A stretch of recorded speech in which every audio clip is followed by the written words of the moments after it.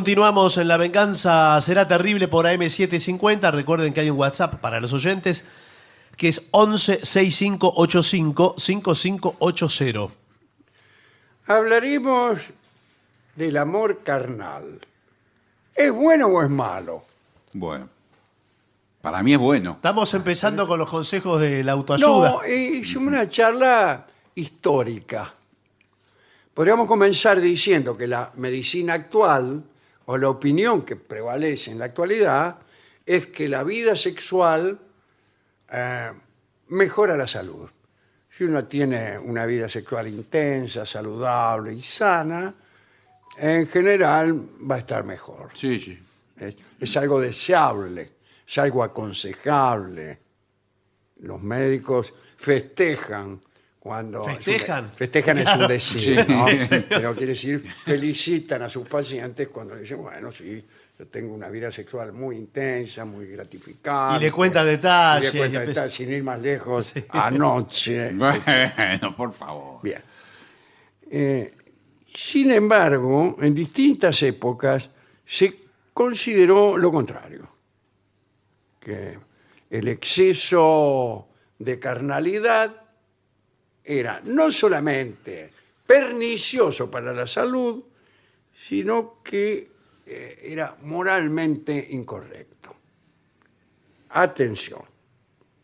La palabra amor estuvo durante muchos siglos vinculada a un sentido negativo, sobre todo cuando no tenía que ver con el fervor religioso, es decir, con el amor a Dios, ponerle.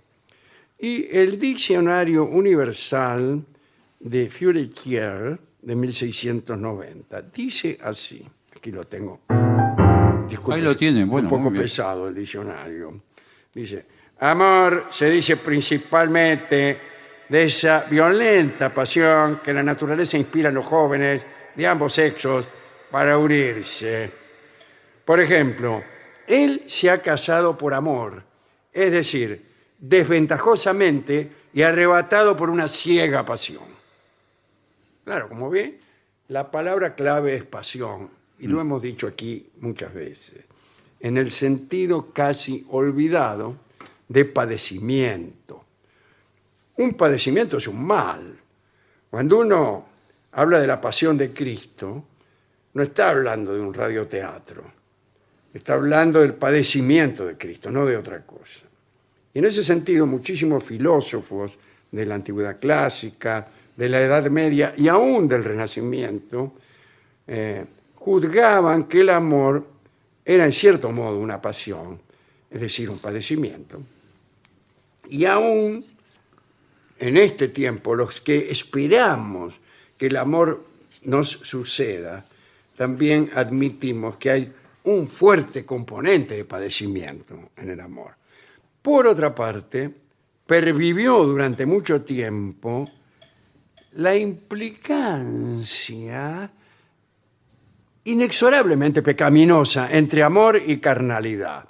Los eruditos antiguos decían que el amor carnal era venenoso. ¿En serio?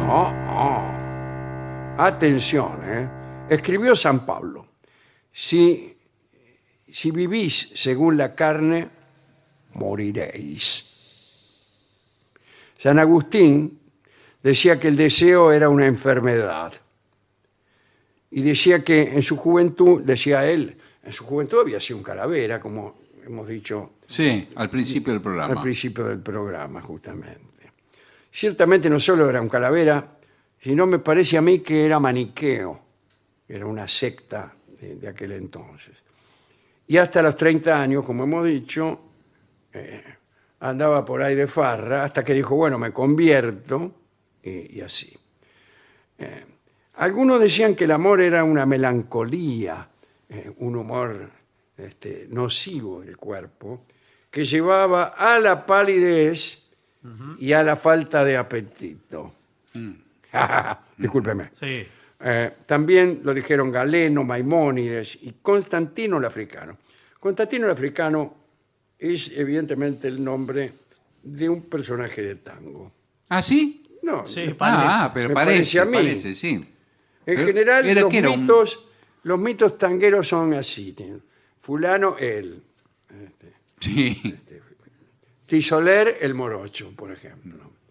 Y otro dato de los mitos tangueros, que en realidad no tienen un desarrollo mítico, sino que solamente son personas que están en un lugar. Y a eso se reduce toda su leyenda. Son presencias. Si alguien dice, estaban en aquel baile Mengano, Sutano y Constantino el africano. Basta con nombrarlos. Usted dice, el pibe Ernesto, y desde luego se refiere a Ernesto Poncio, el autor del tango Don Juan, y quiera usted o no, suena como un personaje mitológico, pero sin leyenda. Solo está presente en un lugar. Porque me parece que los mitos tangueros consisten solo en estar en lugares. Incluso las anécdotas que se cuentan son siempre anécdotas de presencia. O si no también, como hemos dicho muchas veces aquí, anécdotas de anécdotas. Lo digo porque hace poco escuché a alguien que contestando un reportaje decía, bueno, nos pasamos hasta las 7 de la mañana contando anécdotas. Y eso ya era una anécdota.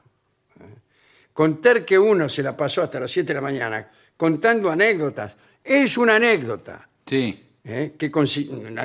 A lo mejor la reunión consistía en unos señores que se contaban mutuamente anécdotas y nada más. Y estas anécdotas consistían en contar cómo habían estado en distintos bares y cafetines contándose anécdotas con otras personas. ¿Cuándo empezó este juego? Me pregunto yo, ¿no? ¿Cuándo sucedieron verdaderamente las cosas fuera de la mera anécdota? ¿Cuándo alguien hizo suceder algo? Digo yo para negarme a concurrir a estas reuniones de amigos que se juntan para contar anécdotas. Hay incluso personajes mediáticos que se especializan en contar anécdotas. Sí, ¿qué le parece? Tienen una habilidad para Sí, esto. señor. Bueno, pero casi todas las anécdotas tienen un 60-70% de numerar a las personas que estaban.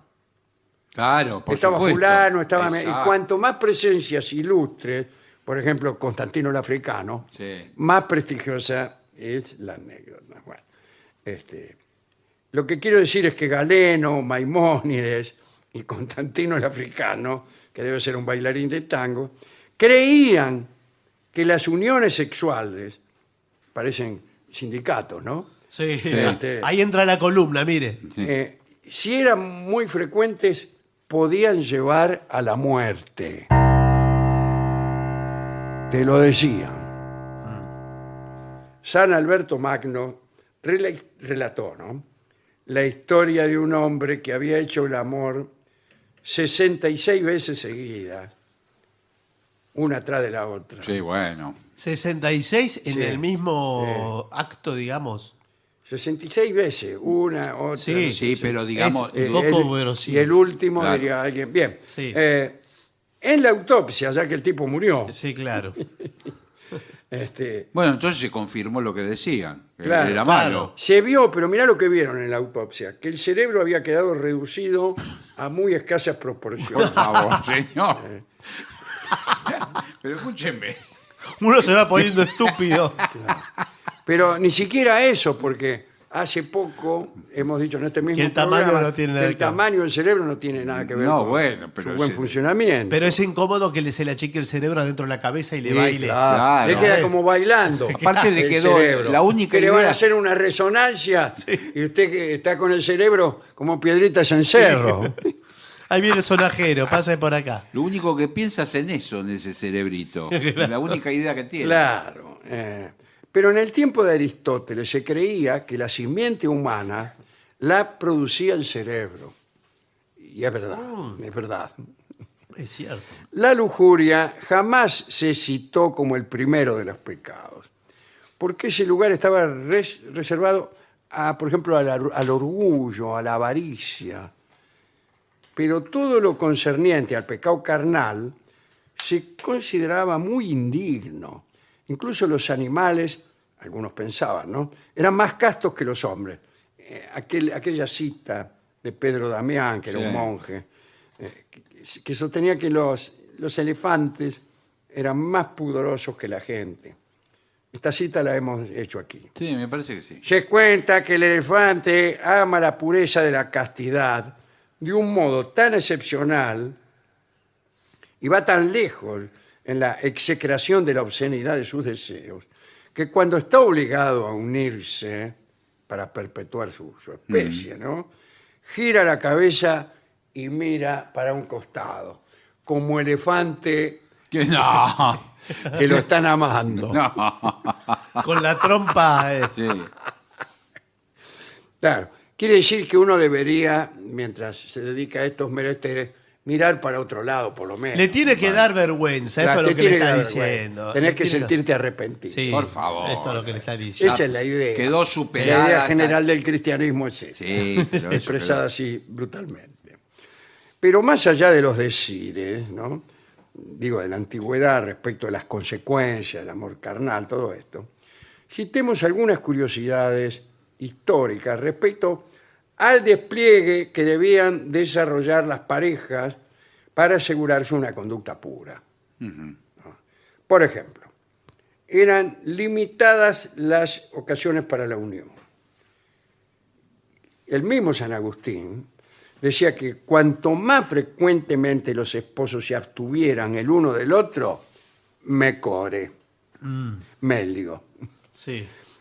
La Edad Media produjo un conjunto de prohibiciones que se referían a los lugares, a los momentos, las modalidades, ¿no?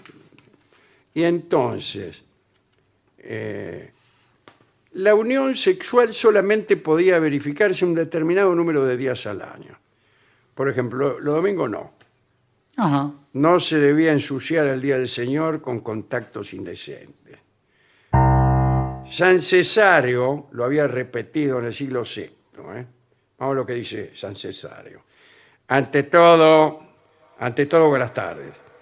Ante todo, cuando llegue el domingo, que nadie conozca a su mujer, en el sentido bíblico. Sí, señor, claro. Pero en realidad Roma nunca convirtió esto en una prohibición. Más bien fue una recomendación, una invitación a la buena conducta. Allá por el siglo IX, la doctrina de la continencia periódica, que fue desarrollada por los penitenciales, había alcanzado una exigencia insoportable. Además del domingo, se añadió como prohibido el miércoles, que era un día de penitencia. El viernes, porque era el día de la muerte de Jesús, y el sábado, que estaba dedicado al recuerdo del Cristo yaciente. Se prohibió también el amor carnal durante las 3 cuaresmas del año, en la semana de Navidad, en el día de San Esteban, en San Juan Bautista, en San Juan de Invierno, Estoy tachando, ¿eh? en el Día Sí. de los Inocentes, Sí. 28 en de los días de diciembre. Epifanía, la purificación de la Virgen, la Ascensión, Epa. Pentecostés, Sí, señor. la festividad de los apóstoles Pedro y Pablo, Muy bien. San Miguel, Uy, ya. Sí. todos los santos, San Martín. Justo Bueno. tenía una cita. Una vez restados todos estos días, quedaban unos 90 días para unirse. Claro. Claro, había que descontar cuando la mujer estaba embarazada No, o en el. o lo que fuere. Eso. O lo que enferma, fuere. qué sé yo. O uno no quiere, que justo va a querer el día. Bueno, total que más o menos te quedaban 44 días al año para el amor. Tales prohibiciones no podían ser respetadas. Y no lo fueron. Pues Está si a lo la hubieran vista. respetado, el mundo cristiano hubiera sucumbido. Sí, sí, está a la vista. Que no- Hubiera sido una especie condenada a la extinción por falta de procreación. Hoy, afortunadamente, todo es distinto. Cada programa de televisión que vemos, Sí. aparece un médico Sí, bueno, pero igual. diciendo justamente que conviene hacerlo todos los días, incluso en edades No hay límite, señor. altísimas. No hay límite. Locura sexual después de los 90. Sí, señor. ¿Qué es una película? Sí, aparece un médico y dice, bueno, con ¿Qué? con cara de viejo pícaro. Sí, sí. Y todos los sexólogos tienen cara de viejo pícaro. especialmente Sí. los que aparecen por televisión. Sí. Y aparecen así y hacen algún gesto. Claro, Bueno, ese- aquí un señor me pregunta con qué frecuencia debe tener acceso carnal, siendo que tiene 91 años, ¿no? Bueno, no Y hacen hace, así. y hace señor. gestos con las manos, Por No ahí, hace gestos. juega con los dedos, Sí, se frota, se escupe las manos. A mí me da la ¿Vos impresión... sabe cuándo deja de funcionar un motor? ¿Cuándo?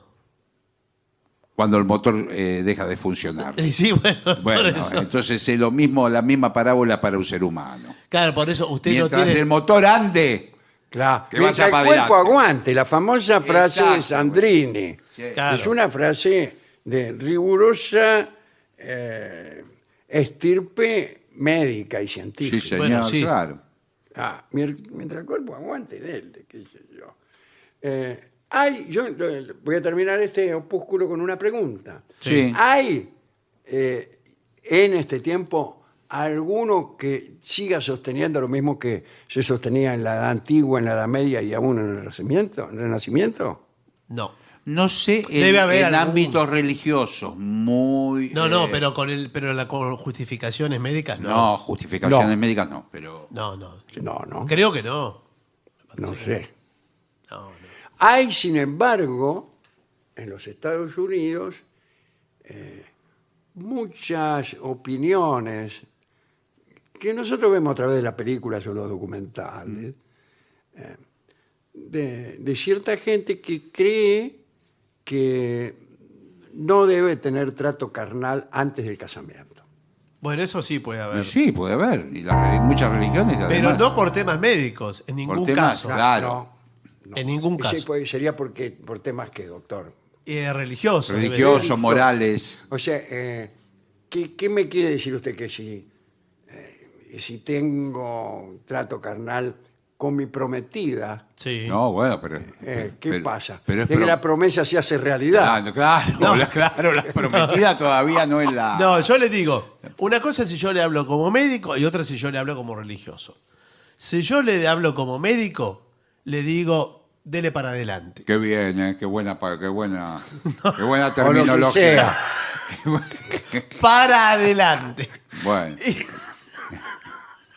Y si yo le hablo como religioso, no, todo lo contrario. Para atrás, Todo lo vaya. contrario. Todo lo contrario. Discúlpeme, padre. Sí. Me regala una estampita, por favor. No, por favor, señor. Bueno, muy bien, muy bien. Me pregunto con qué canción podemos ilustrar esta charla Bueno. acerca de algo que estamos viendo mucho en este programa, que es cómo las cosas cambian incluso rápidamente. No esto no ha cambiado rápidamente, ha cambiado lentamente.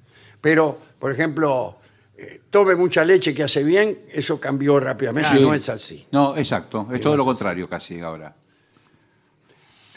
Que no es este mismo tema. No, para nada, no. No, por supuesto. Me pregunto qué canción va a ser la que ilustre esta monografía. Vamos a escuchar entonces el tango que se llama Vamos, vamos, ay no viejo. Bueno, Bueno. así le dice el sexólogo de la Sí, tele. sí, No viejo. La virginidad como castigo en el antiguo Israel. Situémonos entonces a donde se ha dicho, en el antiguo Israel, si una novia era soltera, la noche de bodas implicaba pasar por una auténtica prueba en la que se verificaba si en verdad había llegado virgen al matrimonio. Podía ocurrir que después de yacer juntos, anunciara a la muchacha diciendo que no era virgen. Imagínense, el tipo termina la noche de bodas muy bien, buenas tardes, buenas noches, buenos días, acá me constituyo en la comisaría para declarar que esta chica que se casó conmigo no era virgen, ni cosa que se les parezca. Mucho menos. Muy lejos estaba de serlo. En ese caso, podría ocurrir también que los padres de la mujer consideraran infundada la acusación. Un momento, ¿cómo está diciendo esto? Etcétera, etcétera. En ese caso, podían promover un juicio por difamación en el que se presentaban ante los ancianos de la ciudad las pruebas de virginidad de su hija. Dichas pruebas eran las sábanas donde los recién casados habían pasado su encuentro inaugural.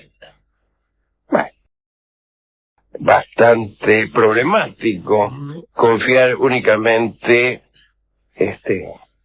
a las sábanas. Si la tela presentaba rastros de sangre, el esposo era castigado con una multa que se entregaba al padre de la novia. También era obligado a recibir a su mujer sin derecho a separarse de ella en toda su vida. En cambio, si la acusación tenía fundamento, es decir, una sábana impoluta, la joven era sacada a la puerta de la casa de su padre y apedreada hasta la muerte por los hombres de la ciudad, que estaban siempre ganosos para fomentar la justicia. Como se ve, algo bastante complicado, ¿no? Imagínense, una sábana, ¿qué sabemos? ¿Qué puede pasar con una sábana más allá de nuestro pasado? Bien. Como se ha visto, la virginidad estaba asociada a la pureza ritual y era obligatorio que la novia soltera llegara virgen a la boda. Pero la verdad es que tan alta estima significaba que fuera considerada un estado ideal. No, por el contrario, justamente si se hacía tanto lío, era para hacer egresar de la virginidad a las muchachas. No se consideraba un estado ideal, por el contrario, un estado de imperfección que había que abandonar cuanto más rápido mejor. Pero había que abandonarlo también conforme a derecho. Que una mujer permaneciera soltera se consideraba una terrible desgracia, porque la soltería estaba asociada con la falta de descendencia, una de las peores maldiciones sobre una mujer. Si la mujer recibía la certeza de que ya nunca podría unirse a un hombre, prorrumpía en lo que se llamaba un llanto de virginidad. Así lo cuenta el siguiente relato, que proviene en parte del libro de los jueces. Jefté, juez israelita, próximo a entrar en guerra con la nación amonita, hizo un voto a Yahvé. El voto decía más o menos así: si a los hijos de Amón, es decir, a los amonitas, es decir, si triunfaba, ¿no?, sobre ellos, el que al volver yo de la expedición saliere a mi encuentro, lo entregaré a Yahvé en sacrificio. Es decir, le prometía que si le daba la victoria en la guerra, iba a entregar en sacrificio al primero que encontrara al regreso de aquella expedición. Ese sacrificio estaba aclarado del siguiente modo: si Jefté se encontraba a un hombre, debía matarlo. Una mujer debía entregarla a la adoración casta de Yahvé para siempre. Bueno, Jefté aplastó a sus enemigos, ganó. Pero la alegría de su victoria se convirtió en horror al volver a su tierra. La primera persona que salió a su encuentro fue su única hija, y fuera de ella, Jefté no tenía más descendencia.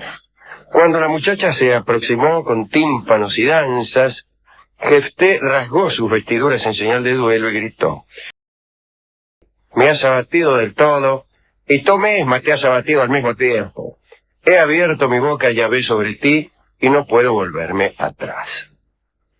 Así no terminó el baile el otro. No, sigue la muchacha. La muchacha, resignada a su destino, luego de escuchar a su padre, pidió que por 2 meses la dejara ir con sus compañeras por los montes para llorar su virginidad perpetua. Jefté la dejó ir. Al cabo del tiempo estipulado, la chica volvió a su casa, y como dice el libro, la muchacha no conoció varón. Esto tiene que ver también con tener cuidado con la clase de promesas que uno hace cuando está deseoso de triunfar ante los amonitas, ¿no? Contemos otra historia de alguien que padeció esta condena a la virginidad perpetua. La noche nupcial más prolijamente narrada en la Biblia es más bien extraña. La novia, una chica llamada Sara, era una viuda con a sus espaldas. Cuentan que todos sus maridos habían muerto en la noche de bodas antes de practicar la unión carnal, que parece un sindicato de carniceros.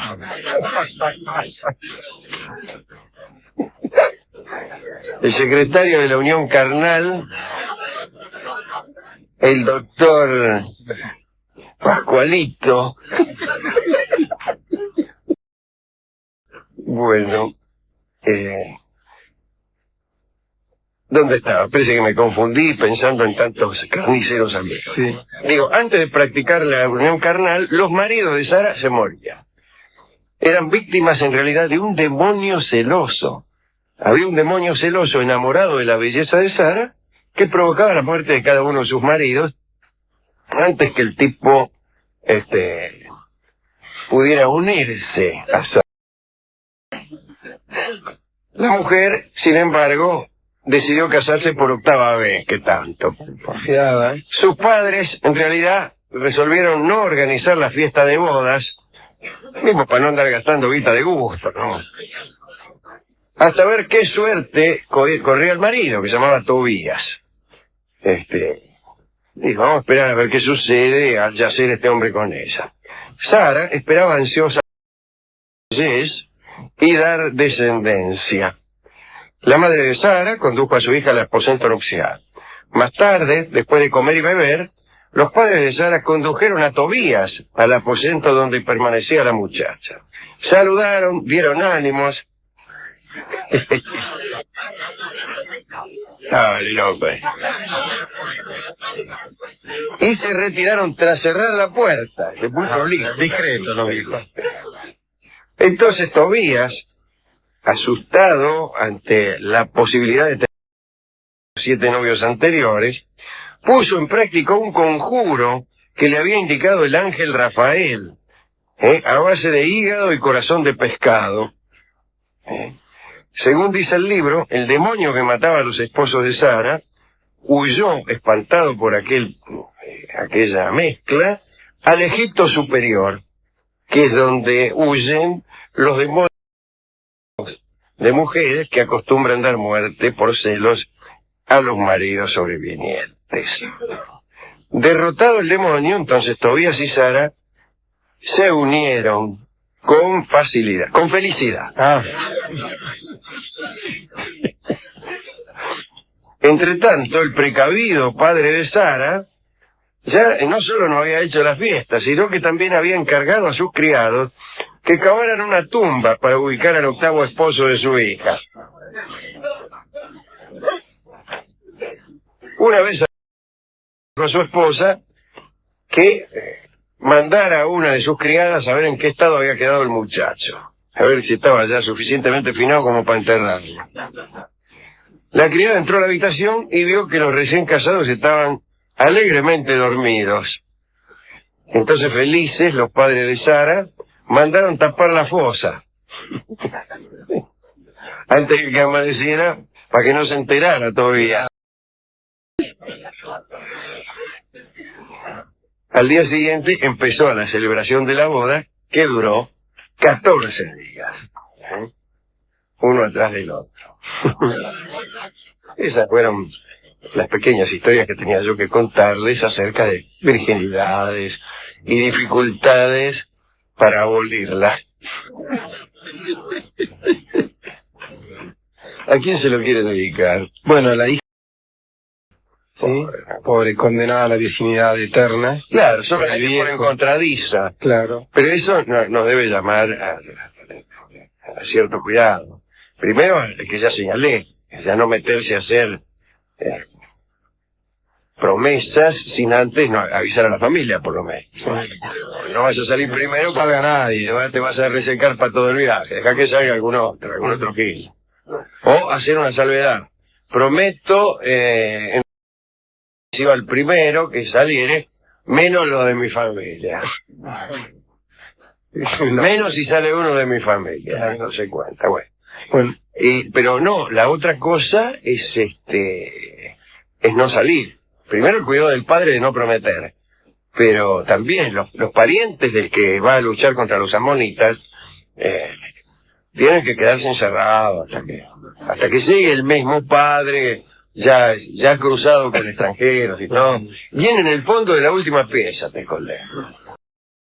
Eso puedo mandar a alguno, anda a ver si viene mi viejo. Anda a ver si viene, che, si ponelo, a ver si viene mi viejo, que fue a derrotar a los amonitas. Y cuando lo oís venir, te escondés. Hasta asegurarte que se haya cruzado con algún otro. Bien. Y si me permite, también se lo voy a dedicar a Tobías.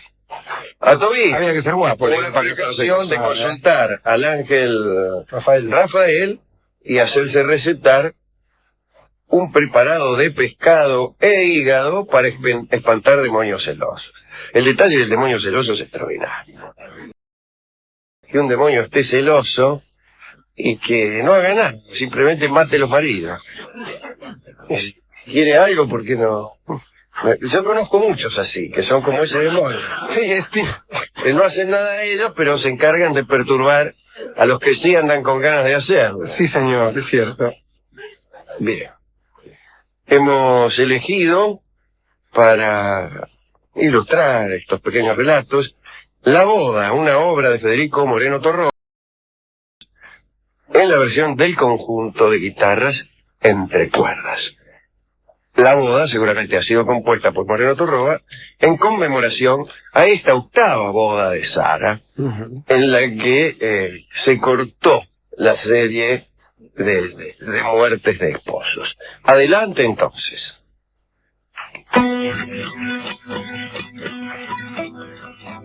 Contaremos hoy algunas costumbres amorosas que eran de uso en la China de la dinastía Ming. La dinastía Ming que sucedió desde 1378 a 1644. Bien, vamos a ver qué es lo que pasa, ¿no? Había leyes muy rígidas y muy temidas, así que los despliegues amorosos individuales estaban muy controlados y reglamentados. El amor prematrimonial, se lo digo ya de entrada, Dígalo así. prohibido, señor. Hacer la corte abiertamente a una dama, Sí. prohibido, imposible. Una muchacha educada no se atrevía a dedicar su tiempo a asuntos amorosos. Se atareaba en los deberes caseros y guardaba sus sentimientos para un futuro pautado.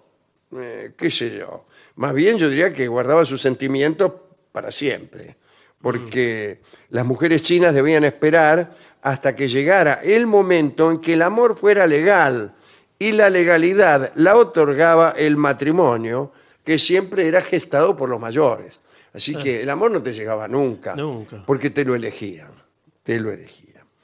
Para la doncella que esperaba en la cámara, en la pieza, ¿no?, encerrada, el momento de su unión legal, solo había tristezas y anhelos. El efecto del encierro fue la aparición de un tono quejoso y lánguido en la poesía amorosa de las mujeres. Las mujeres escribían poesía. Y en aquella época de los Ming, cualquier canción china de amor era una canción de soledad, de espera resignada y de infinita tristeza. Un ejemplo que tipifica estos rasgos, la ecuación repetida que era amor ausente, melancolía y muerte. Leo estos versos. Este año voy a sepultar las flores caídas, lluvia de penumbras y frustradas esperanzas. ¿Quién ha de sepultarme el año entrante? Este es el fragmento que hemos elegido. De todos modos, aún en su encierro más hondo, cada niña sabía generalmente quiénes y cómo eran todos los jóvenes solteros de su clase, y en su corazón, secretamente, distribuía sus aprobaciones y desaprobaciones. A veces, muy de vez en cuando, se producían algunos cortejos ilícitos, a pesar de que el conocimiento público de tal maniobra significaba el oprobio para la familia y la recomendación a la indiscreta de que se suicidara. Atención, esa sugerencia espantosa era para que la familia avergonzada pudiera recuperar su virtud. Pese a la plena conciencia de que al someterse a un cortejo de esta naturaleza desafiaba todos los códigos de la conducta moral, cada tanto se producían algunas citas clandestinas con el amado. Una muchacha tenía muchas maneras de hacer sentir su presencia al elegido o de enviar señales que indicaran que estaba dispuesta al cortejo. La más inocente era mostrar sus zapatos por abajo de la puerta, en la endijita debajo de la puerta, dejar que su amado le viera los tamangos, ¿no? Eso era signo irrefutable de interés. Otra consistía en tocar el chin. Era un instrumento de cuerdas, ¿no?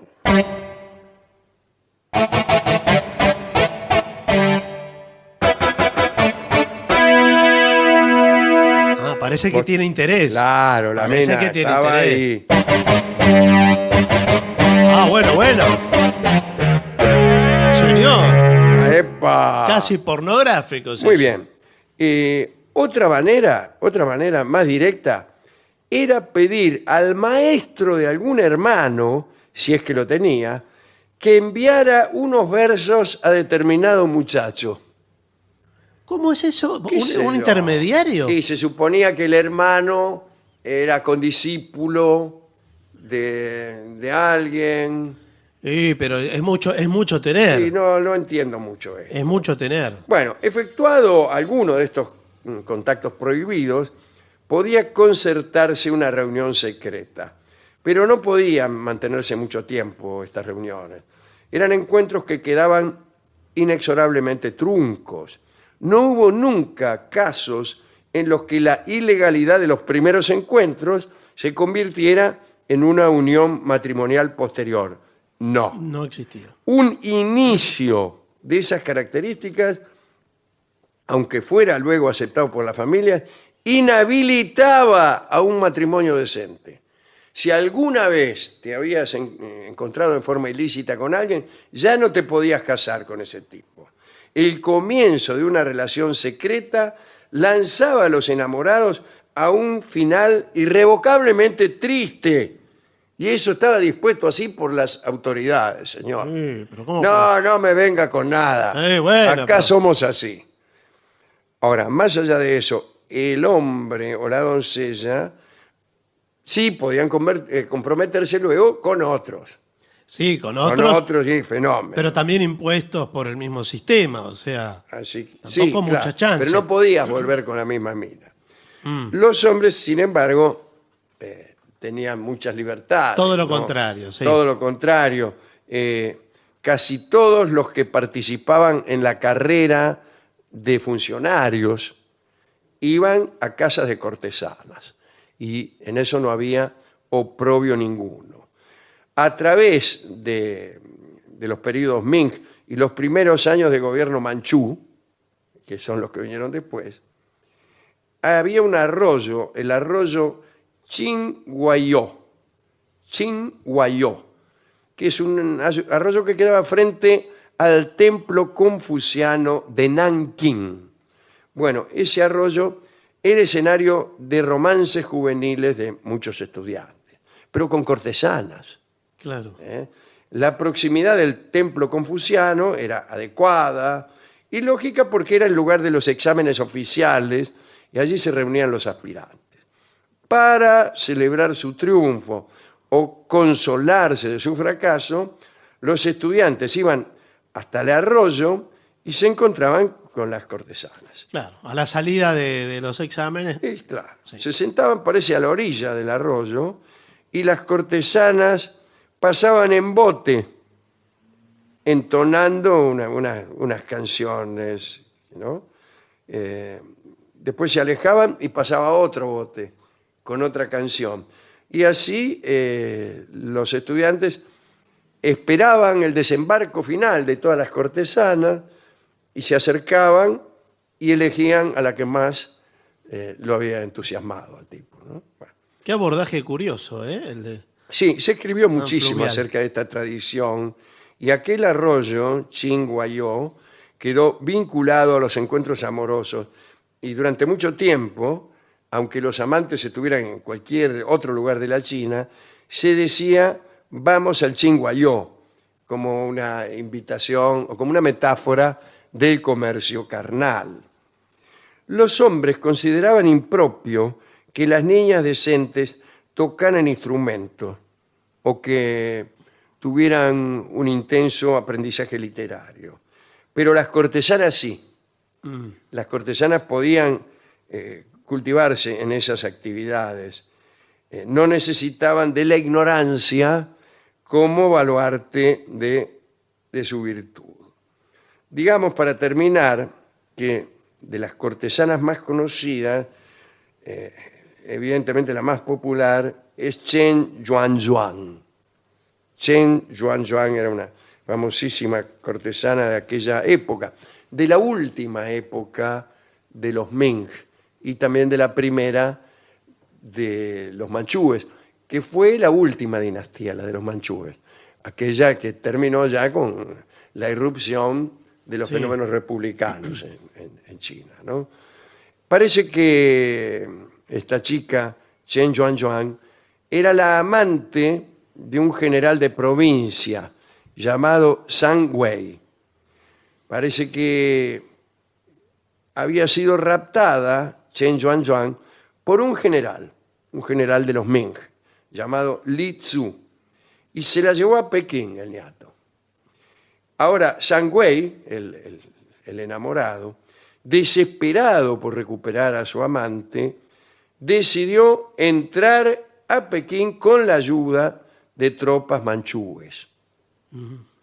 Y así lo hizo y recuperó a su amada, a Chen Yuanzhuang, y los manchúes de paso tomaron Pekín. Dice entonces el cronista que aquella hermosa contribuyó directamente a la fundación de la dinastía manchú, pero también es cierto que las guerras, los japoneses, las malas cosechas, el desastre de la economía y los líos administrativos contribuyeron también un poco. Un poco ayudaron, sí, ¿no? Sí. Bueno, en cualquier caso, Chen Yuanzhuang no mantuvo su romance con Zhang Wei, sino que después de la caída del Imperio Ming, ella se separó de él y decidió vivir una vida de retiro en un monasterio de Shangshan. Eso es todo lo que podemos decir acerca de las costumbres, las tremendas costumbres para el amor durante la dinastía Ming. Hemos ido a la discoteca y el discotecario puso su acento en la imposibilidad de mirarse de los jóvenes estudiantes, ¿no? Y entonces vamos a escuchar una canción de Lolita Torres que habla de esa costumbre de no poderse mirar, de esa prohibición más que nada, ¿no? La canción se llama No me mires más. Posiblemente ustedes encuentren que la letra se refiere a otras cosas que no son las costumbres cortesanas en la China de los Ming. No hay referencias directas. No, ni tampoco indirectas, pero vamos a escucharla igual. No me mires más, canta Lolita Torres. Hoy tenemos una charla acerca de la virginidad, así que mucha atención, amigos. Para muchas culturas primitivas, la virginidad no tenía la importancia que adquirió más tarde en algunos foros. La mujer que no tenía marido era considerada virgen, lo cual no significaba que no tuviera relaciones sexuales ocasionales. La idea de mujer virgen era más bien la de una mujer que no tenía dueño, fuera por voluntad propia o por no haber conseguido esposo. Durante mucho tiempo la virginidad no fue una exigencia social para una boda honorable. En Babilonia, en Egipto y en muchas regiones del Medio Oriente, la ceremonia de la desfloración estaba separada de la relación sexual y se producía antes de los casorios, naturalmente. En muchas ocasiones se encargaba esa tarea a otra persona que nada tenía que ver con el marido, y así el ritual lo iniciaban comadronas, sacerdotes y muchas veces el propio padre de la novia. Esa situación no manchaba el futuro de los novios en ningún aspecto. Más allá del contraste con lo que sucedió desde la aparición del cristianismo, lo cierto es que muchas divinidades o héroes míticos nacieron de madres vírgenes. Recordemos al Buda, que nació de Maya, una madre virgen. Horus, el dios egipcio, que era el halcón, nació de un embarazo milagroso logrado por Isis, ya con Osiris muerto. Indra, según relata el Ramayana, nació de una virgen tibetana. Krishna, de Devaki, la virgen hindú. Y Rómulo y Remo también fueron engendrados por Marte en el vientre de una virgen. Sigmund Freud, en Tabú de la virginidad, escrito en 1917, decía que la estima por la virginidad era una condición impuesta para asegurar al hombre que la mujer no llevaba un recuerdo del comercio sexual con otro hombre. Era así exclusivamente una aplicación del derecho de propiedad. En los primeros siglos del cristianismo apareció la idea de mantener la virginidad como renuncia, ¿no? Y en la Edad Media se puso de moda incluso un asunto que perturbó a muchos matrimonios. Se trataba de los casamientos sin consumación. El teólogo Pedro Lombardo censó y elogió todos los casos de esposas perfectas, así le decía él, aquellas que habían resuelto casarse, pero no consumar. Santo Tomás confirmó la santidad de estas uniones. E incluso en el Apocalipsis podía leerse que los 144.000 salvados eran seres virginales. Se utilizaba como referencia, en el caso de estas esposas perfectas, a las uniones castas. Por ejemplo, la historia legendaria de Cecilia y Valentín, que jamás se habían unido carnalmente y que además habían sido martirizados por los romanos.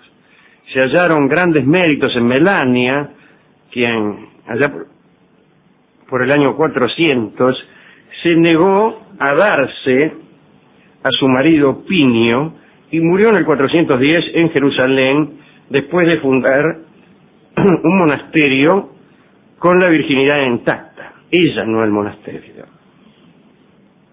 Se elogiaba también a Alexis, un patricio romano, casado por voluntad de su propia familia, que abandonó el domicilio conyugal al galope sin tocar a su esposa, que después se hizo mendigo. Ahora bien, vino a suceder que por vindicación de las bondades de la virginidad, o por miedo, muchas doncellas quisieron ser parte de esos matrimonios no consumados, y lo que es peor, sin advertírselo al marido antes de casarse. Algunos ejemplos. Cristina de Markigate era una noble inglesa que fue casada a la fuerza en el año 1110. Es muy gracioso que alguien lo casen a la fuerza, ¿no? Cristina se negó a los deseos de su marido, explicándole la hermosa unión entre Cecilia y Valentín. Pero parece que el esposo no quedó muy convencido con el relato, ni muy tentado por una proposición de castidad en pareja. Entonces una noche, Cristina fue embriagada por los parientes del marido, y cuando el marido consideró que ya estaba suficientemente borracha, empezó a perseguirla. En realidad se le tiró encima, pero ella salió corriendo. Entonces el marido la persiguió de habitación en habitación. Cristina pudo al fin escapar del deseo marital para siempre. Parece que sostuvo su virginidad en un convento, que es lo que tendría que haber hecho antes, en vez de casarse, dijo el marido. Bueno, pero la casaron de prepo también, así que...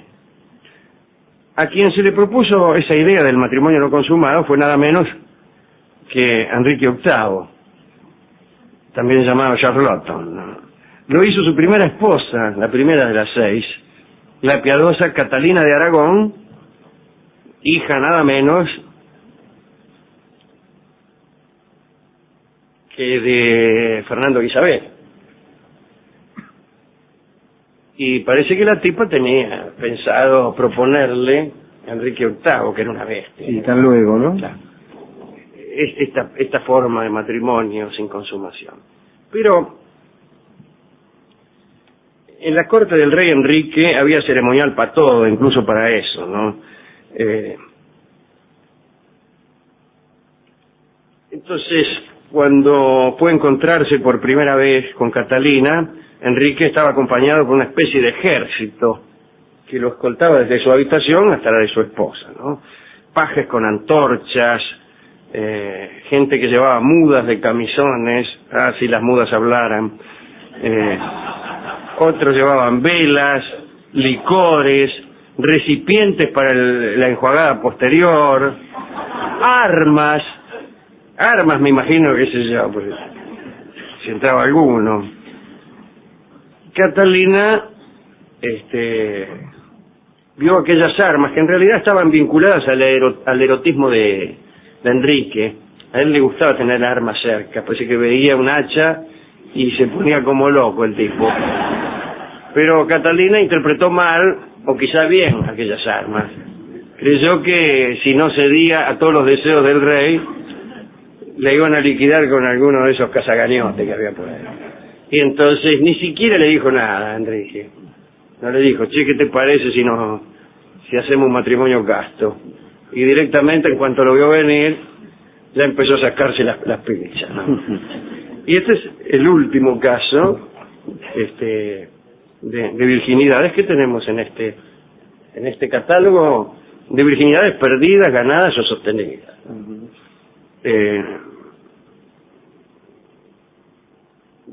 Yo creo que la única opinión sensata en el transcurso de este informe es la de su amigo Pancho Sierra, Sigmund Freud, sí. que efectivamente vinculó este prurito de la virginidad con la idea del derecho de propiedad, que es una de las ideas más canallescas que Occidente ha prohijado respecto de la relación entre hombre y mujer. Y que todavía sigue teniendo un efecto, no tan directo, no tan evidente, pero existente.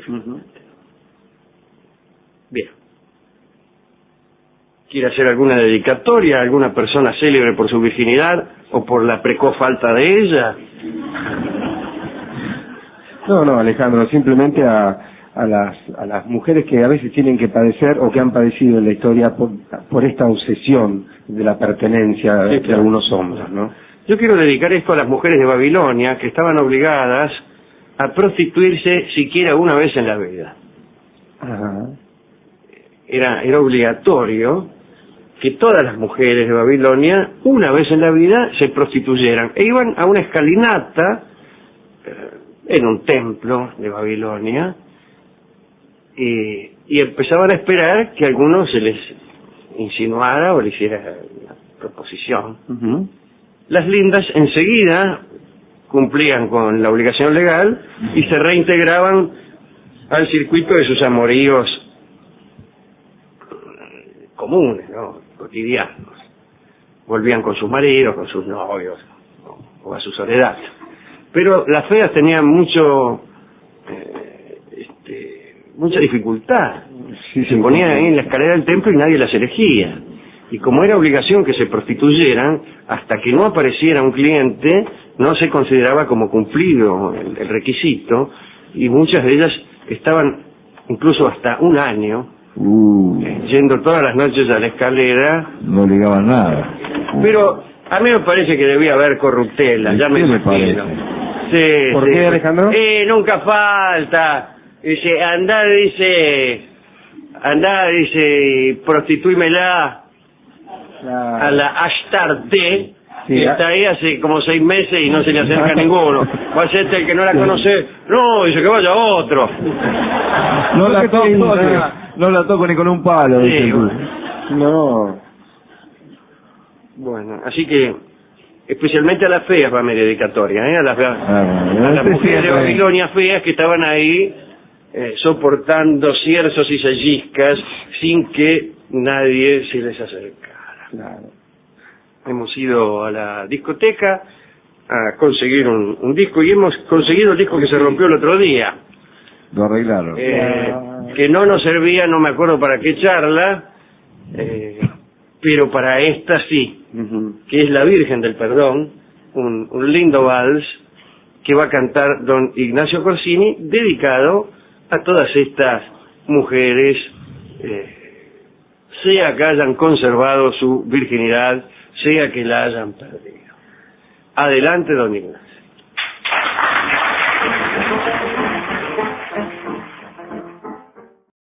Será terrible, cada uno desde su casa y a través de AM750. Recuerden que nos pueden contactar también en el WhatsApp de los oyentes, que es 6585-5580. Vamos a hablar del amor cortés y su decadencia y sus excesos. Hace algunos años hablamos aquí acerca de un modo de espíritu en relación al amor que se llamaba Freudendienst, era el culto de las mujeres, creado en tiempos medievales, en la época de la caballería. El caballero elegía una dama y le ofrecía sus servicios. Para él era una necesidad casi esencial encontrar a la dama y convertirse en su caballero. Si la dama aceptaba al oferente, éste realizaba todas sus hazañas en nombre de la elegida. De acuerdo a las leyes de caballería, la dama no podía aceptar los rendimientos de otro caballero. Vamos a explicarlo mejor. Primero, esto lo hacía un caballero con una dama casada. Creo que el otro día, cuando hablamos de los torneos, contábamos estos episodios.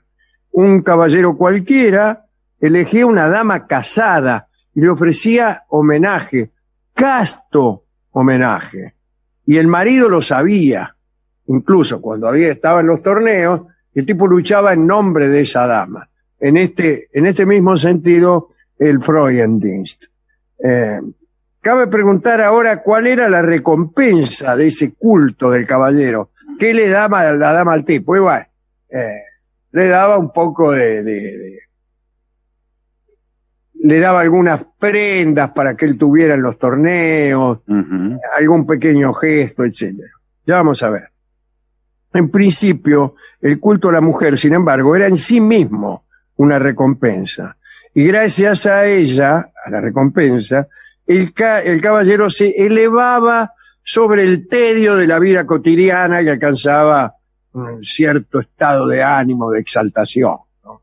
En todo el asunto, el papel femenino era pasivo. Las damas se contentaban con aceptarlo todo graciosamente sin dar nada a cambio.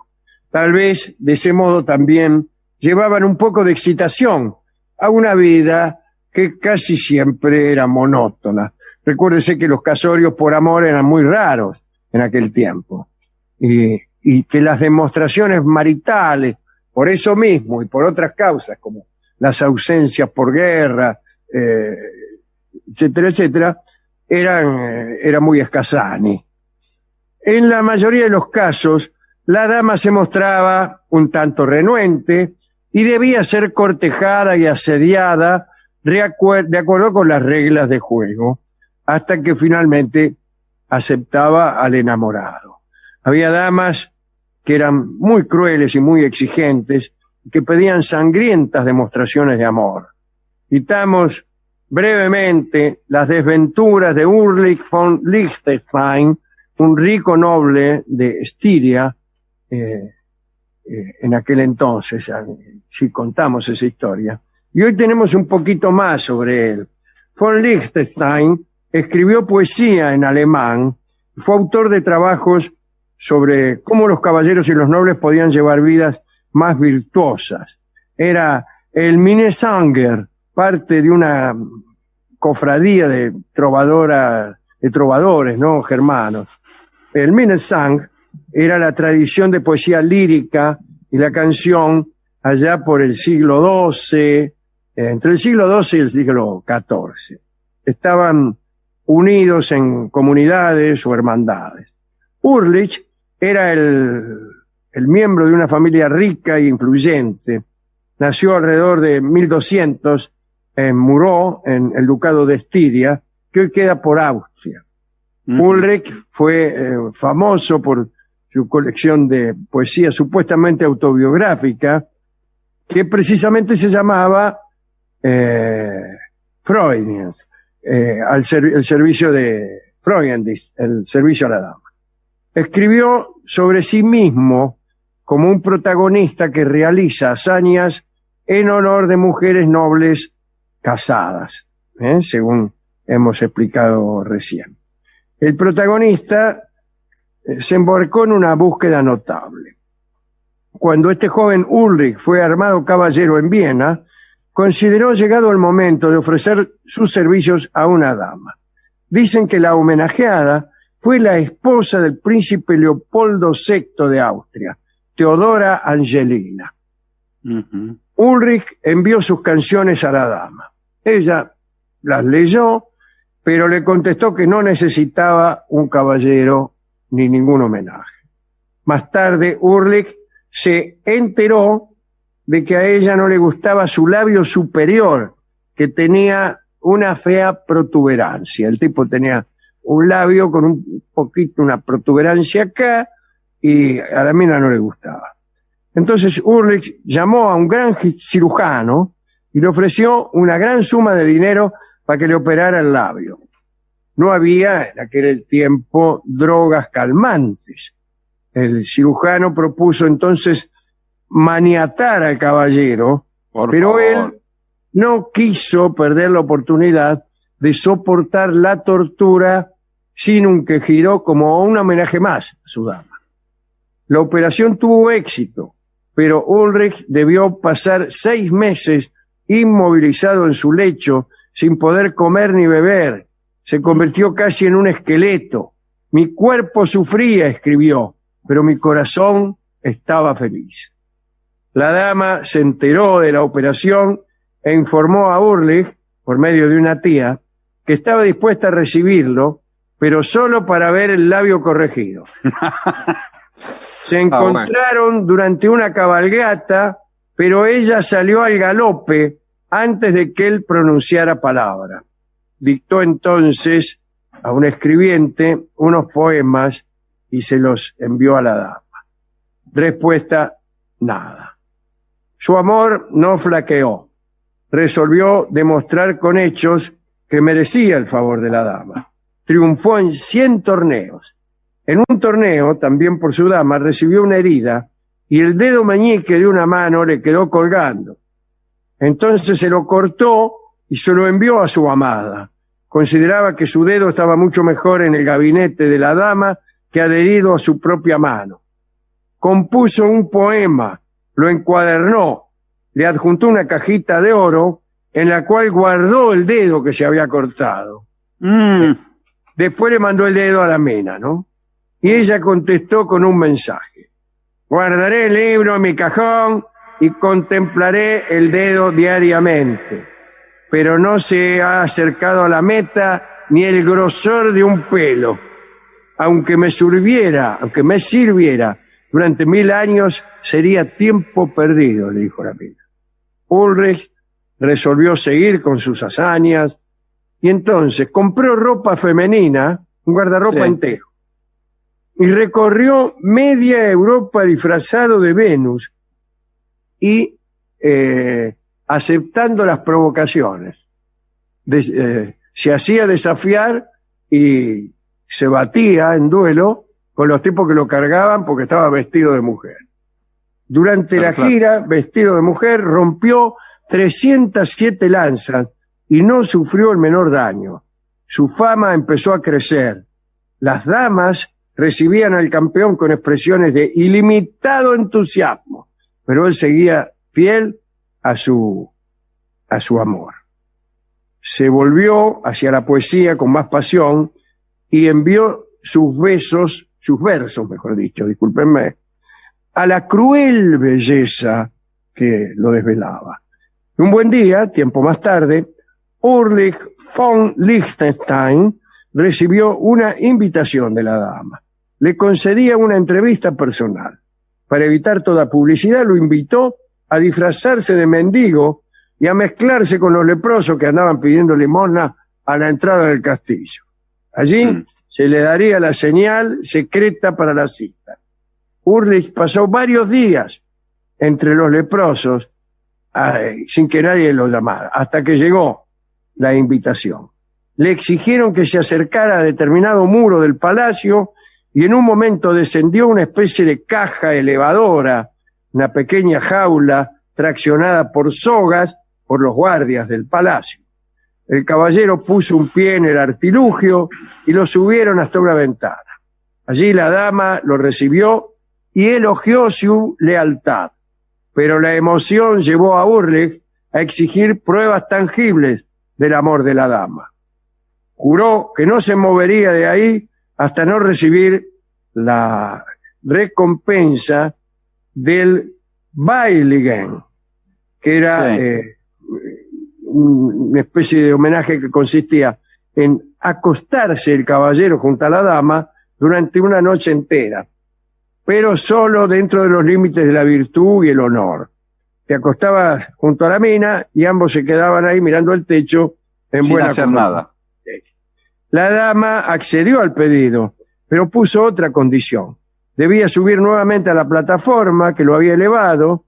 La plataforma descendería un poco y mientras lo hacía debía sostener la mano de su dama que se le ofrecía desde la ventana.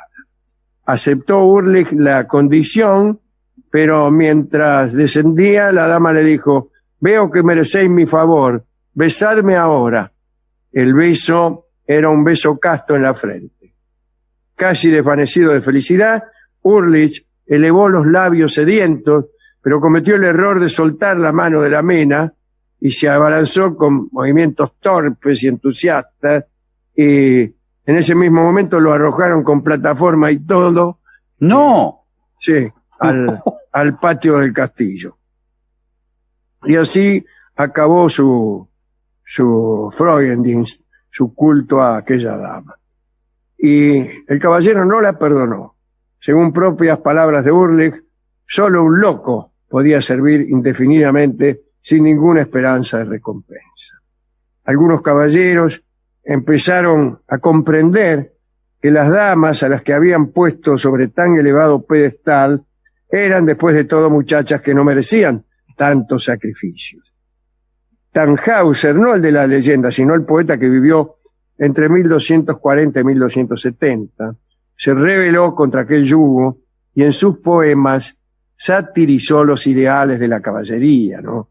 Enumeraba las exigencias que era preciso satisfacer antes de que la mujer adorada te concediera alguna recompensa. Escribió: «En la mente ha de levantarle un palacio de marfil puro, la llevará desde Galilea a la montaña que fue asiento de Adán, conseguirá el santo grial y la manzana que París le dio a Venus, y ella es muy capaz de no dirigirle la palabra». Gradualmente se acercó el fin inevitable de la época del amor caballeresco. El hombre del Renacimiento, que vino después, más sensual, se reía de las languideces de sus antepasados y buscaba en el amor alegrías más concretas. Pero esa es otra historia. Digamos, para terminar, que Ulrich von Liechtenstein se casó con una muchacha de Estiria a la que amó un poco, tuvo 4 hijos murió en 1278 y fue enterrado en Secó. Esa es la historia que queríamos contar hoy.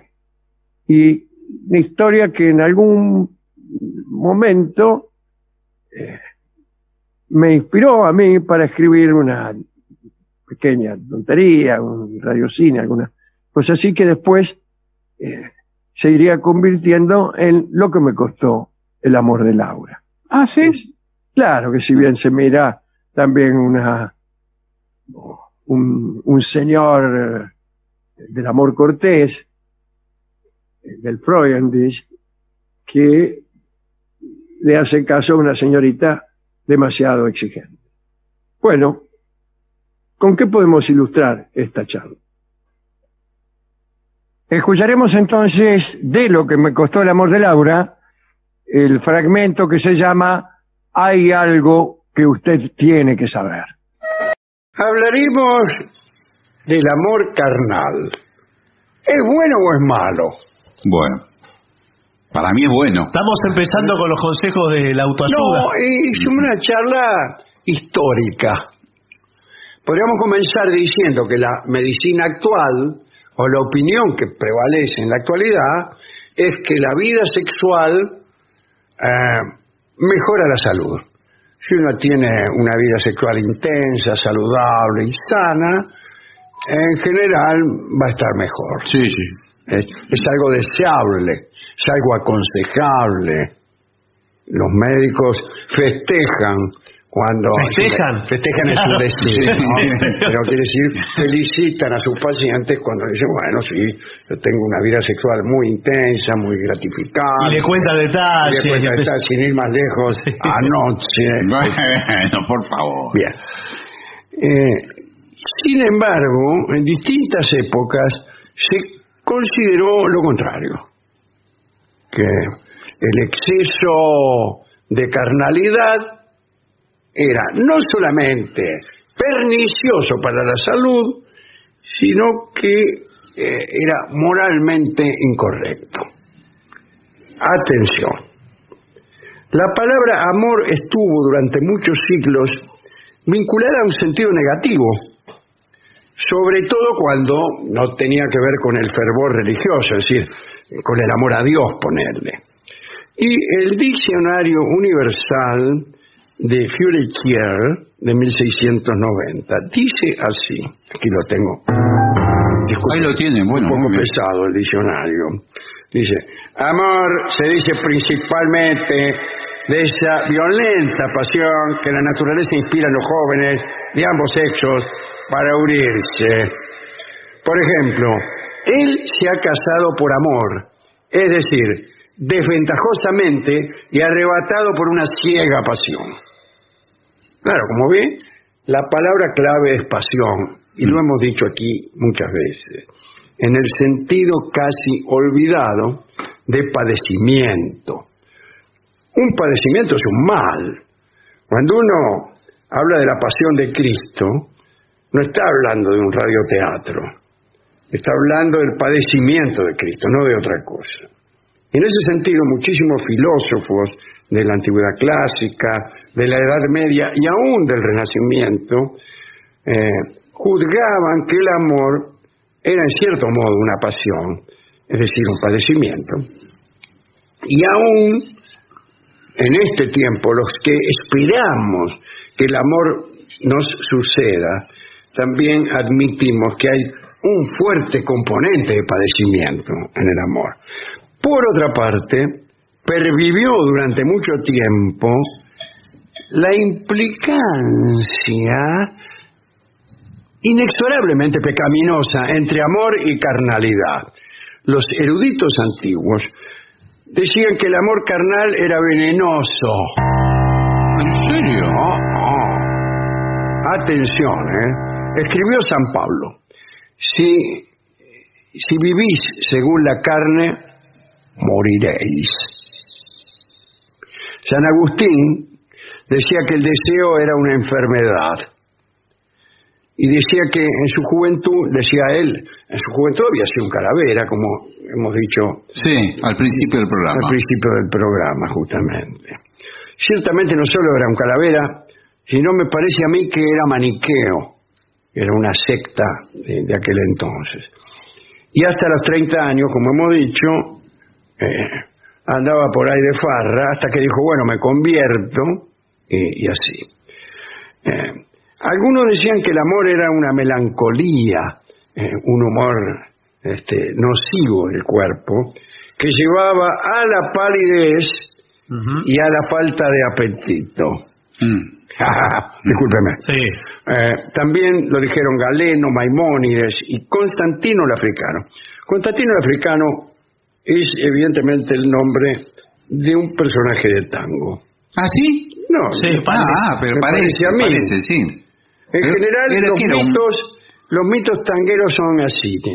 Fulano, él. Sí. Tisoler, el morocho, por ejemplo.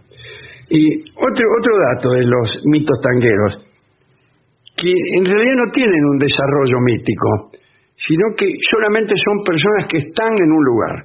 Y a eso se reduce toda su leyenda. Son presencias. Alguien dice, estaban en aquel baile Mengano, Sutano y Constantino el Africano. Basta con nombrarlos. Usted dice, el pibe Ernesto, y desde luego se refiere a Ernesto Poncio, el autor del tango Don Juan, y quiera usted o no, suena como un personaje mitológico, pero sin leyenda, solo está presente en un lugar. Porque me parece que los mitos tangueros consisten solo en estar en lugares. Incluso las anécdotas que se cuentan son siempre anécdotas de presencia. Y, o si no también, como hemos dicho muchas veces aquí, anécdotas de anécdotas. Lo digo porque hace poco escuché a alguien que contestando un reportaje decía, bueno, nos pasamos hasta las 7 de la mañana contando anécdotas. Y eso ya era una anécdota. Contar que uno se la pasó hasta las 7 de la mañana contando anécdotas es una anécdota. Sí. Que a lo mejor la reunión consistía en unos señores que se contaban mutuamente anécdotas y nada más. Y estas anécdotas consistían en contar cómo habían estado en distintos bares, sí, cafetines, contándose anécdotas con otras personas. ¿Cuándo empezó este juego? Me pregunto yo, ¿no? ¿Cuándo sucedieron verdaderamente las cosas fuera de la mera anécdota? ¿Cuándo alguien hizo suceder algo? Digo yo para negarme a concurrir a estas reuniones de amigos que se juntan para contar anécdotas. Hay incluso personajes mediáticos que se especializan en contar anécdotas. Sí, ¿qué le parece? Tienen habilidad para Sí, esto. señor. Bueno, pero casi todas las anécdotas tienen un 60-70% de numerar a las personas que estaban. Claro, por Estaba supuesto. fulano, estaba... Y Exacto. cuanto más presencias ilustres, por ejemplo, Constantino el Africano, Sí. más prestigiosa es la anécdota. Bueno, lo que quiero decir es que Galeno, Maimónides y Constantino el Africano, que debe ser un bailarín de tango, creían que las uniones sexuales, parecen sindicatos, ¿no? Sí. Ahí entra la columna, mire. Sí. Si eran muy frecuentes, podían llevar a la muerte. Te lo decían. San Alberto Magno relató, ¿no?, la historia de un hombre que había hecho el amor 66 veces seguidas, una atrás de la otra. Sí, bueno. 66 en Sí. el mismo acto, digamos. 66 veces, una, otra. Sí, pero digamos, poco verosímil. y el último, Claro. diría alguien, bien. Sí. En la autopsia, ya que el tipo murió, Sí, claro. Bueno, entonces se confirmó lo que decían. Que Claro, era malo. se vio, pero mirá lo que vieron en la autopsia, que el cerebro había quedado reducido a muy escasas proporciones. Por favor, señor. Pero escúcheme. Uno se va poniendo estúpido. Pero ni siquiera eso, porque hace poco hemos dicho en este mismo el tamaño programa no tiene nada que el que ver. tamaño del cerebro no tiene nada que ver No, con bueno, pero su buen funcionamiento. Pero es incómodo que se le achique el cerebro adentro de la cabeza y le Sí, baile. claro. Le queda como bailando. Aparte de el que cerebro. la única que le van a idea- hacer una resonancia y usted que está con el cerebro como piedritas en cerro. Ahí viene el sonajero, pase por acá. Lo único que piensas en eso, en ese cerebrito. La única idea que tiene. Claro. Pero en el tiempo de Aristóteles se creía que la simiente humana la producía el cerebro. Y es verdad, es verdad. Es cierto. La lujuria jamás se citó como el primero de los pecados, porque ese lugar estaba reservado, por ejemplo, al orgullo, a la avaricia. Pero todo lo concerniente al pecado carnal se consideraba muy indigno. Incluso los animales, algunos pensaban, ¿no?, eran más castos que los hombres. Aquella cita de Pedro Damián, que era un monje, que sostenía que los elefantes eran más pudorosos que la gente.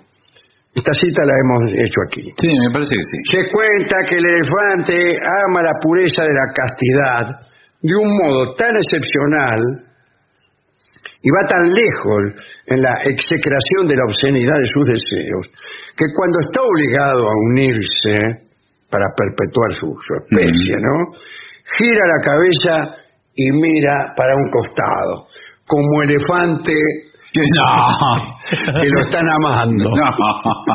Con la trompa. Sí.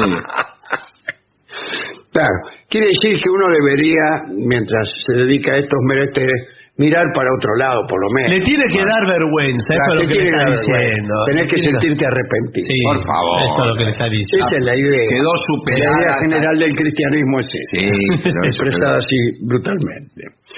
Pero más allá de los decires, ¿no?, digo, de la antigüedad respecto a las consecuencias del amor carnal, todo esto, citemos algunas curiosidades históricas respecto al despliegue que debían desarrollar las parejas para asegurarse una conducta pura.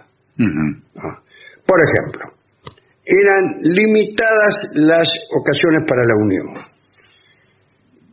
El mismo San Agustín decía que cuanto más frecuentemente los esposos se abstuvieran el uno del otro, mejore, meglio.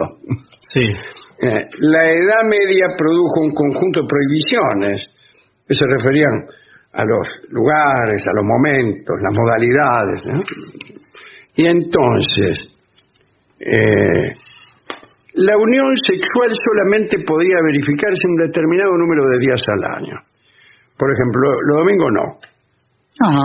No se debía ensuciar el día del Señor con contactos indecentes. San Cesario lo había repetido en el siglo VI. Vamos a lo que dice San Cesario. Ante todo, buenas tardes. Ante todo, cuando llegue el domingo, que nadie conozca a su mujer, en el sentido bíblico. Sí, señor, claro. Pero en realidad Roma nunca convirtió esto en una prohibición. Más bien fue una recomendación, una invitación a la buena conducta. Allá por el siglo IX, la doctrina de la continencia periódica, que fue desarrollada por los penitenciales, había alcanzado una exigencia insoportable. Además del domingo, se añadió como prohibido el miércoles, que era un día de penitencia, el viernes, porque era el día de la muerte de Jesús, y el sábado, que estaba dedicado al recuerdo del Cristo yaciente. Se prohibió también el amor carnal durante las 3 cuaresmas del año, en la semana de Navidad, en el día de San Esteban, en San Juan Bautista, en San Juan de Invierno, Estoy tachando, ¿eh? en el Día de los Inocentes, Sí. 28 en los días de diciembre. Epifanía, la purificación de la Virgen, la Ascensión, Epa. Pentecostés, Sí, señor. la festividad de los apóstoles Pedro y Pablo, Muy bien. San Miguel, Uy, ya. Sí. todos los santos, San Martín. Justo Bueno. tenía una cita. Una vez restados todos estos días, quedaban unos 90 días para unirse. Claro. Claro, había que descontar cuando la mujer estaba embarazada No, o en el... o lo que fue. Bueno, claro. o uno lo quiere, que se justo va a querer el día. Bueno, total que más o menos te quedaban 44 días al año para el amor. Tales prohibiciones no podían ser respetadas. Y no lo fueron. Pues Está si a la lo hubieran vista. respetado, el mundo cristiano hubiera sucumbido. Sí, está a la vista. Hubiera sido una especie condenada a la extinción por falta de procreación. Hoy, afortunadamente, todo es distinto. Cada programa de televisión que vemos, Sí. aparece un médico Sí, bueno, pero igual... diciendo justamente que conviene hacerlo todos los días, incluso en edades No hay límite, señor. altísimas. No hay límite. Locura sexual después de los 90. Sí, señor. ¿Qué es una película? Sí, aparece un médico que dice, bueno, con cara de viejo pícaro. Que todos los sexólogos tienen cara de viejo pícaro, especialmente Sí. los que aparecen por televisión. Sí. Y aparecen así y hacen algún gesto. Claro, Bueno, ese- aquí un señor me pregunta con qué frecuencia debe tener acceso carnal, siendo que tiene 91 años, ¿no? bueno, no Y hacen hace, así. y hace no. gestos con las manos, No hace gestos. juega con los dedos, se frota, se escupe las manos. A mí me da la impresión. ¿Vos sabe cuándo deja de funcionar un motor? ¿Cuándo? Cuando el motor deja de funcionar. Sí, bueno, por Bueno, eso. entonces es lo mismo, la misma parábola para un ser humano. Claro, por eso usted no Mientras tiene. el motor ande, Claro, Que mientras vaya el para cuerpo adelante. aguante, la famosa frase de Exacto. Sandrini. Sí. Claro. Es una frase de rigurosa estirpe médica y sí, científica. señor, Bueno, sí. claro. Mientras el cuerpo aguante, délte, qué sé yo. Yo voy a terminar este opúsculo con una pregunta. Sí. ¿Hay en este tiempo alguno que siga sosteniendo lo mismo que se sostenía en la Edad Antigua, en la Edad Media y aún en el Renacimiento? No. No sé, Debe haber en algún- ámbitos religiosos, muy... No, con justificaciones médicas no. No, justificaciones médicas no, pero... No. No, Creo que no. no sé. No. Hay, sin embargo, en los Estados Unidos, muchas opiniones que nosotros vemos a través de las películas o los documentales, de cierta gente que cree que no debe tener trato carnal antes del casamiento. Bueno, eso sí puede haber. Sí, puede haber, y en muchas religiones... Pero además, no por temas médicos, en ningún temas, caso. claro. No. En ningún Ese caso. sería porque por temas que, doctor. Religioso. religiosos, morales... O sea, ¿qué me quiere decir usted que si tengo trato carnal con mi prometida, Sí. No, bueno, pero... ¿qué pero- pasa? Pero es que la promesa se hace realidad. Claro, la prometida todavía no es la... No, yo le digo, una cosa es si yo le hablo como médico y otra es si yo le hablo como religioso. Si yo le hablo como médico, le digo, dele para adelante. Qué bien, qué buena O lo que terminología. sea. Para adelante. Bueno, Y si yo le hablo como religioso, no, todo lo contrario. Todo lo contrario. Discúlpeme, padre. Sí. Me regala una estampita, por favor. No, por favor, señor. Bueno, muy bien, muy bien. Me pregunto con qué canción podemos ilustrar esta charla Bueno. acerca de algo que estamos viendo mucho en este programa, que es cómo las cosas cambian incluso rápidamente. No esto no ha cambiado rápidamente, ha cambiado lentamente. Pero, por ejemplo, tome mucha leche que hace bien, eso cambió rápidamente, Sí. no es así. no, exacto, es todo lo contrario casi ahora. Que no es este mismo tema. No, para nada, no. No, por supuesto. Me pregunto qué canción va a ser la que ilustre esta monografía. Vamos a escuchar entonces el tango que se llama Vamos, vamos, ay no viejo. Bueno, Bueno.